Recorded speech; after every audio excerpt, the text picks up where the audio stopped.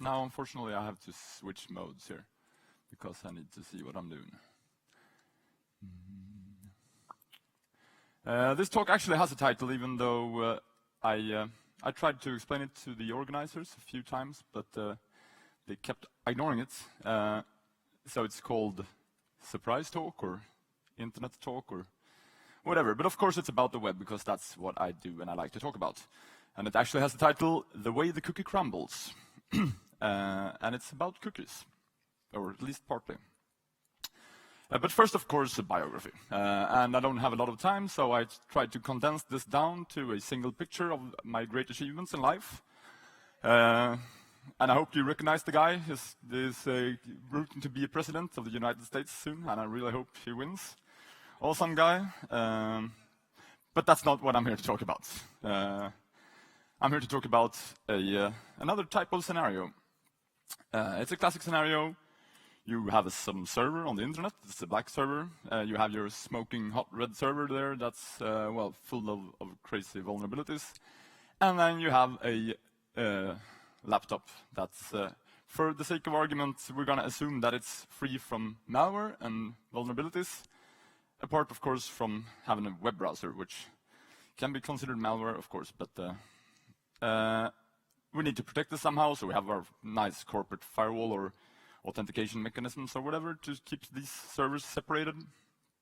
But still, this client computer needs to be able to talk to the computers on the internet as well as the ones on the local network, even the vulnerable ones. On the internet, we have this guy, of course, controlling that server, and the client computer is controlled by this guy. So now, how do we prevent this troll on the internet from affecting this internal server, so that that guy can't force this guy's browser to attack the internal server? Well, same origin policy, here represented by Sopperman. Same origin policy is the most important security principle of web browsers, as this is the one that prevents your crazy hacker forum from accessing your online bank if you browse them in separate tabs. So that's very important. But let's go a bit off topic for a while, or at least it will seem so. Here we have some nice internal system, or we can consider it to be just any system, actually. I have access here, and of course it's a PHP application, so we can assume that it's vulnerable to cross-site scripting or SQL injections or worse. So let's try and just do some simple select 1, 2, 3, 4, 5, 6. So okay, so apparently we can inject SQL into this, which is funny. So of course what we start by doing is trying to select username, password from users, maybe. Okay, so that works. We can extract some user information here. Still, right now we're assuming that this is an internal and protected application, and we can just, for good measures, try and have this database return some JavaScript as well, or some. Let's just take all the users in the database and put them together in a heap, and then we'll just add some nice HTML here as well. Yeah. Okay, so now we have the user database scrolling by and encapsulated in a marquee tag. Of course, marquee tags are not really super interesting here. It would be a lot more nice if we could have a script tag. So of course you can just inject a script tag. But I'm not going to stand here and write that for myself. So I pre-built that little script. This actually just creates a simple script, and it looks like this. It creates an HTML request, and then it takes all the data that it just extracted from the database and posts it to a third-party location. Here's that location. So this is the hacker server where the hacker can sit and watch the data comes in. So now we can use this, assuming that the attacker has no access to this server. The attacker could still take this URL that he created, maybe even fix it up a little bit so that it doesn't look as crazy, and then send it to the victim, represented by this browser, of course. So the victim is somehow tricked to visit this URL, or does it in the background or some way or the other. And the attacker is looking at his hacker server as the victim, clicks the link, and the victim leaks the data, even though the same origin policy is supposed to separate these servers. Well, since the attacker now runs a script on the application, you can bypass the same origin policy fairly easily. To make it nice, I also rewrote the URL here with the JavaScript, just pushed the history object, so now you can't even view the source of the page, because there is no page there. But this, of course, is pretty lame and obvious. I mean, the attacker is able to run scripts on the server, so you can bypass the same origin policy. That's, the way things work. Let's talk about something slightly more interesting. We have another application. And this also suffers from some server-side injection vulnerability. In this case, it's not very obvious. It takes this parameter value. It's some sort of logger function. And it doesn't matter what you put in there. It just says OK. But let's try and put in a sleep directive, maybe. Sleep for, say, 2 seconds. 1, 2, yeah. So apparently, we have a blind SQL injection problem here, which we can exploit by just measuring the loading time of the page. And this is interesting because let's take that URL and try and embed it into an iframe. So, where's my iframe? Yeah, timer, right. So, now we have 2 frames here. One of them says to sleep for 0 seconds, and the other says sleep for 1 second. We'll try and load them, and we can see that the loading times are different. So now the vulnerable service have actually leaked information through the browser to this frame that's on a separate domain. So this actually bypasses the same origin policy without scripts, because you can measure how long it takes for this page to load those iframes. And if you see what's in these frames, well, if we look at the frame that took some longer time to load, it actually says if the magic secret key starts with the letter Z, you should sleep for 1 second. And the other frame says if it starts with an A, you should sleep for 0 seconds. So I hope you see where I'm going at. Apparently, we now know from loading these 2 frames that the secret key starts with the letter Z. From here on, it's fairly simple hack to build a little script that systematically goes through this. It does blind SQL injections to extract 1 letter at a time, just like SQL map does for those of you who don't care to hack properly, that you rather use noob tools. If you want to do some proper hacking, you write it yourself and you do it in JavaScript. So I did that, and this script tries to do this, and it tries to enumerate values, and it's actually working fairly good. You can see that it's actually managing to extract passwords from this table one at a time. And some extra points if you recognize where the passwords are from. Yeah, the middle one is from Morgan's. The last one is actually the super admin password for Facebook that they had to log into any account at one point in time. You could use that to log into everyone's accounts. It was pretty awesome. You can see that it's also missing 1 letter, and that's because I didn't brute force for this particular letter in my alphabet. So you have to upsize that somehow if you want to get all the letters. Now, this is fairly interesting for an attacker to do this, but right now we're talking about the perspective where the attacker doesn't actually have access to this vulnerable application. So what this also does is when this manages to extract some data from the vulnerable service, it also posts this data to the third party. Here that is. So here we actually have the passwords posted. Now, at this point, let's look at how to actually do this properly. We have to go and trick this victim into visiting some strange page, and to have that page extract the data. And I built a page for that as well, I hope. Yeah, here it is. Unfortunately, you won't get my sound effects for this. So look at this is the hacker's server where he is receiving the data. And the victim visits this page. And, sorry. Indeed. Well, I'm surprised.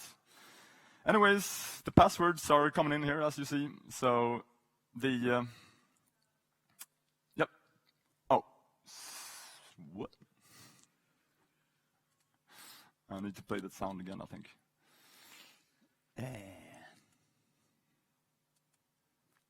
What's going on? Does this look okay? No.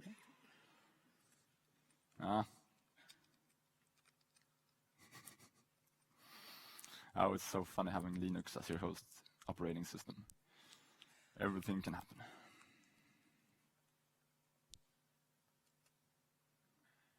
Oh, yay! I'm back. Okay, so hopefully you can agree now with me that it's possible to bypass the same origin policy and have this server out on the internet leaking data through the client's browser, even though we have the same origin policy man trying to protect it. So it's just a basic timing attack. So what could we do to protect this? Well, first of all, as we saw, Superman doesn't care about timing. It won't protect you against that. What we need to do is, of course, to introduce some magic box. For the sake of argument, of course, we're assuming that the guys that built this crazy vulnerable service were fired for building such a shitty service, so you have no way of patching it. So instead, we're trying to introduce a magic box to stop any crazy attacks against this server. But what's supposed to happen in this magic box? Well, you might have some different ideas. First of all, let's just filter out the SQL injection strings. Well, that's off the topic, so I'm not going to talk about that because filtering is stupid. You could think that you would add this X-frame options, which would prevent the vulnerable application from being loaded in an iframe, or in a frame at all. But that doesn't really work, actually, because even if you have that, the browser won't see it until the page is actually loaded. So the onload event trigger will still trigger, and the data will still leak. So that won't do. Maybe we could check the HTTP referrer header, the header that tells the server which page that caused the request to be sent. Well, sure, you could do that. Bam! I'll add this magic tag from HTML5, which will prevent any referrer headers from being sent at all. And then you have nothing to check. But of course, if you check the referrer header only if it exists, and if it doesn't exist, you just stop the request, well, sure, that might work.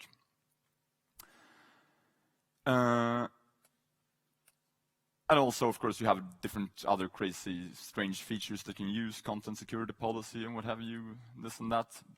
And sure, they may work, they may not work, depending on what kind of strange feature you want to use. But I mean, this hack that I used to load stuff in iframes could easily be replaced by XML HTTP requests instead. And they have the same sort of timing events.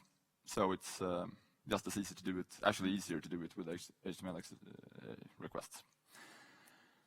So, I am proposing the idea of using a global cross-site request forgery protection for this. Sort of proposing. And what how does the global cross-site request forgery protection work? Well, you add magic tokens to the requests that are sent together with cookies, and the server checks to make sure that these tokens are correct. Otherwise, the request is rejected.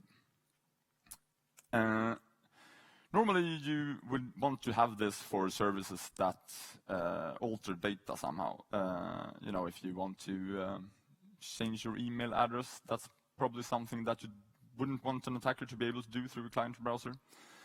But if you would apply that to all your services, not only the ones that are supposed to alter data on the server, that would mean that the attacker would need access to the application himself to do the attack, which is actually a big help. As a bonus, having a global cross-site request forgery protection for all URLs would actually also mitigate most reflected cross-site scripting attacks, which is nice, because you won't be able to guess the exact URLs that you need to use. But of course, it will also kill some features. You won't be able to click a link and end up in the application anymore, because that will be rejected. But it's really easy to enable if you have a proper web application firewall or load balancer. You just basically flip a switch and it's on. So I guess you did that already, everyone? No? You forgot to press the magic security button, and now you made Jean-Luc Picard sad. You always have to press the magic security button to secure your application. So what happens when you press the magic security button? Well, start and look at Netscaler. Netscaler states that this is how they do it. When they see an HTML form pass by through their load balancer, they will add the magic token in the form, and then when the form is posted, they will check the token to see it's okay. So this, of course, means that it only applies to form posts. So that won't really help us here. And of course, you could possibly suspect that there might be other services in this application that actually alters data on the server without receiving an HTML post. Breaking RFC 7231 and altering data on a GET request. And then, of course, you're screwed as well. So you better beef it up a bit. Well, looking at their instruction page on how to protect against cross-site request forgery, they have this nice picture, and I hope you can see what that says. They suggest this option. Validate refer header. If it exists, only if it's present, you'll validate it. And if you remember what I said 2 minutes ago, it's fairly easy to just disable request sending of refer headers by just adding this simple meta tag. So using this option, validate refer header, if present, is obviously completely useless. There is another option to always enforce it, but this is the one that they circled for some reason. So, other ways of doing this? Well, if you look on what the F5 load balancer does, they insert some JavaScript into the pages instead. If you have a F5, please have a look at that JavaScript, because it's really funny obfuscation. I mean, it's really crappy, but it's also really funny. It's really easy to de-obfuscate, and they do really strange things. But it's fairly easy, and it's really actually something to play around with. But this magic JavaScript, it inserts tokens into URLs. And you can set it to insert tokens into all URLs. This, of course, may result in you breaking your application completely, but it might also prevent cross-site request forgery, actually. But looking at this actual tokens, I just said that we send some extra tokens with a request. What would stop an attacker from just retrieving one token from himself and then use that token in the cross-site request that is forcing the victim to send? Could the attacker just take his own token and then create a form like this and have the victim post it? Well, obviously not, because that would make it completely worthless. The tokens are tied to cookies. So if you get a cookie from the server, and then you need a token that is somehow tied to that cookie. And cookies are, of course, always automatically submitted, and then the server can validate the token with the cookie, and the cookie can't be guessed because you can't easily extract that from a client's browser. So end of story. Is this it?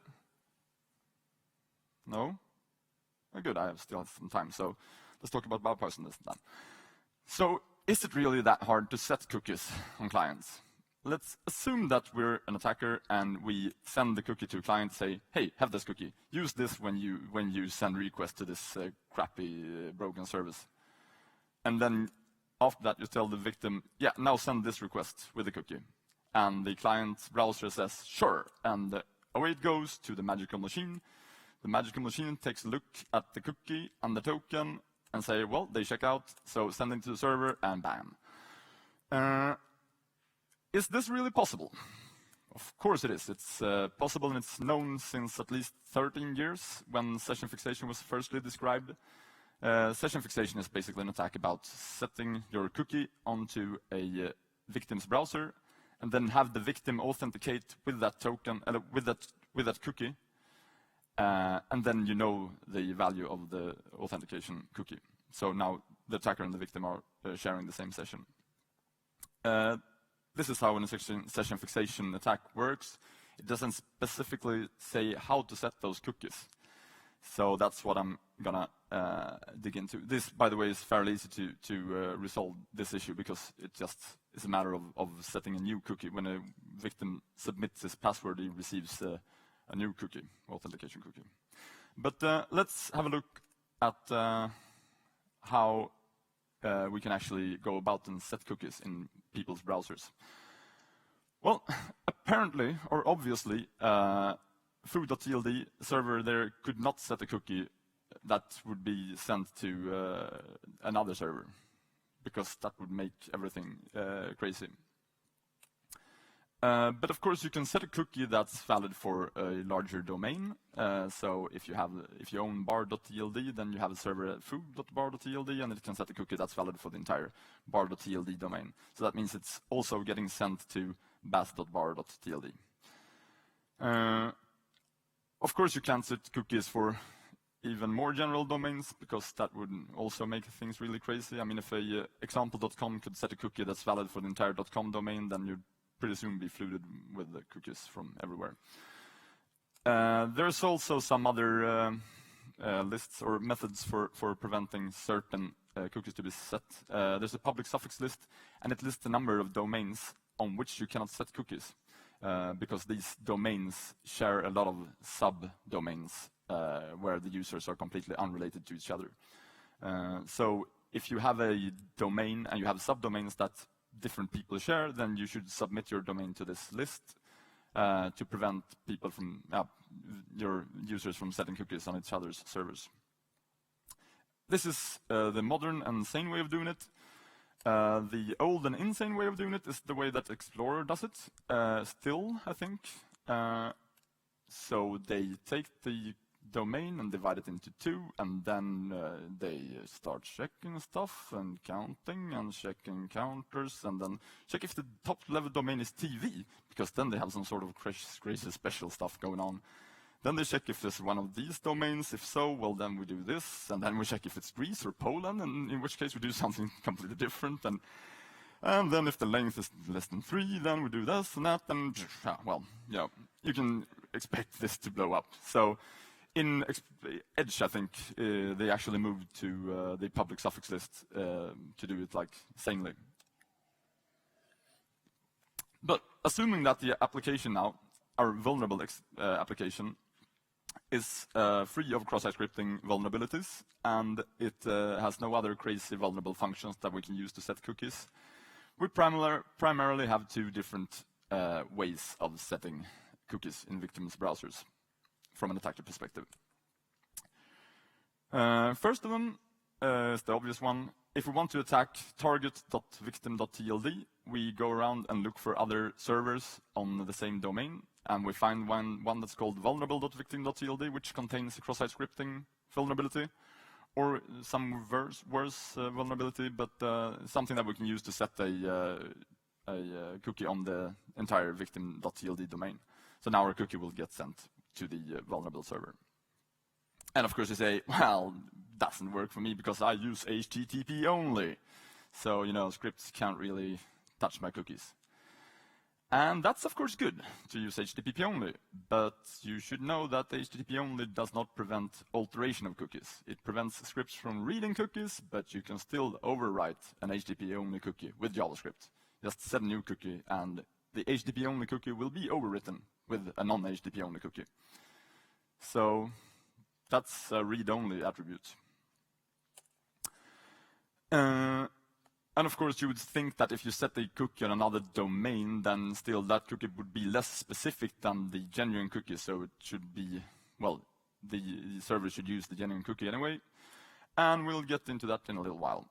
First, I want to talk to you about option 2, which is to intercept traffic to the victim.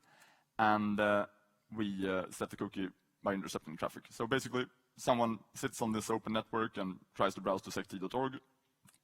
I'll intercept the response from sect.org, rewrite it to become a HTTP redirect, and redirect it to the vulnerable server, or the server that I want to attack, over HTTP, of course. And then when the browser tries to follow this redirect, I intercept the response again and reply with a set cookie header over HTTP. So that's fairly easy. And then you would say, well, sure, but I mean, of course, we use the secure attribute for the cookies. So our cookies are never sent over plain text. And that's, of course, great. But it will not help this either, because if you have a secure cookie, it will be overwritten by a non-secure cookie over a non-secure channel. And this is something that you should really think about, because secure cookies are not really that secure, and people tend to think that they set the secure attribute to a cookie, that means that it is secure and it will only go over encrypted connections. And it's true, it will only be sent over encrypted connections, but it will still be able to be manipulated by just overriding it. And of course you could say that, yeah, sure, but no one can manipulate traffic on my network because it's secured. And sure, that's good, but I mean, do your users ever leave your home network, your secure network? Do they ever go out on a non-secure network, maybe? So that you can like force them on a cookie here, and then when they go back to work, they'll still have my cookie and go and be vulnerable with that. Of course, you could say that, yeah, sure, but I mean, they are fairly short-lived, these cookies, so it will be erased by the time that it gets to work. And sure, but I mean, we could set a cookie with an indefinite lifespan that will live for the next 1,000 years, and that means it will live on Monday, and then we'll, at the same time, keep renewing it on the server to keep it from changing. So yeah, that's quite possible. So now comes the problem. Apparently we can overwrite cookies. That's interesting, but if we now have multiple cookies with the same name, what happens? Well, a browser will send all the cookies that it has in every request, so long as it matches the domain, the path, and the expiry time. Unless, of course, HTTP only or secure tells it not to.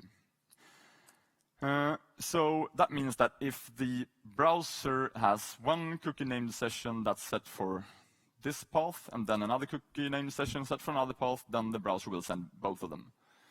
And the browser will not tell the server which is which, it will just send the names. So this is what the server sees. It sees just two cookies with the same name with different values. The normal behavior of servers is just to use the first one and then just forget about the rest of them. But that means that order is important. So the cookie that comes in first is the one that will be used. So if you want to attack someone and force them on your horrible cookies, then you better make sure that somehow your cookie is the one that gets sent first in this list. So how is this done? Well, there's some sort of RFC somewhere, I think, that says that cookies are supposed to be sent in a specific order if they have the same name. If they have the same name, they should be sorted by how long the path is that you set for the cookie and when the cookie was created. So two cookies with the same path will be sent. Now I need to hurry up a bit. They will be sent based on creation time. So that means that if you have some stupid page.html, if someone tries to set a cookie on that page, it will default to that path, some stupid. But if you were on any other path on the same server, then you can actually set a more specific path. So this is a fairly easy race to win. If you have some page anywhere, then you can set a more specific path than the default path. So getting your cookie first in this race, it's fairly easy. But here comes the fun fact. The cookie domain is not considered here when you decide the cookie sort order. So that means that even if you have this super generic domain at example.com, you can still have your cookie be sent before the cookies that were sent on like the specific server on the specific path. And your cookie will still be sent first. So that means that this actually works. And the troll guy is happy because that means that it's actually quite doable to attack clients in this way. But why stop here? Why would we just be happy with doing silly cross-site request forgery? Assuming that we have the possibility of setting cookies in clients' browsers, are there not even more funny things we could do? Have you, for instance, ever tried an application where you have one cookie that identifies your person and then another cookie that actually identifies your application session? Have you ever used such an application? I can tell you for sure that you have. Probably even today, if you have browsed the internet today. And this is because people like expensive appliances. And this is a pretty fairly set up, I would say, at large corporations and banks and stuff. You have an application server, and the application tracks its session using an application session cookie. And then you have an authentication server, which has its own authentication cookie, and then you have your web application firewall, wherever that might set their own cookies to prevent you from cross-site request forgery and stuff. So what happens if we mix these cookies up? If we, for instance, would take our application session cookie for the application session and force this to a client, then we authenticate so that we generate an actual valid session, and then the victim tries to authenticate, but it still has our session cookie. That means that we now, even though we have our separate identities, we still share the same session on the application server. So that's interesting because the session, if you use that to store sensitive data, then the attacker would actually get hold of this data, even though the attacker is not identified as the victim. Because still, for instance, when the victim authenticates, you might store things like the credit card number in the session temporarily. That means that the attacker would have access to shop with that credit card or something. And this is actually true because I've done this. So you might ask yourself, is this not just the same thing as session fixation? And yeah, it sort of is, but it's affecting more like the server session rather than authentication, which is what the session fixation was about originally. And also, when people buy these very expensive products to perform authentication, they sort of tend to assume that they would prevent them from being vulnerable to 13-year-old vulnerabilities. So, yeah. But how do we solve this? It's actually pretty easy. Make sure that these different cookies are always tied together. You have a one-to-one correspondence. If you have a authentication cookie, it needs to be tied to a specific application cookie and to a specific cross-site request forgery cookie, or what have you. And make sure that if one changes, then just throw them all away and invalidate them all. And if you don't use cookie authentication, if you use like basic auth or Spinego or NTLM, then try to tie your application logic to that authentication mechanism instead, because having that separated means that you're vulnerable to this type of attacks again. So you have a separate session from your authentication. So that's actually a solution, and I think that's all I'm going to say, because I already run out of time. So yeah.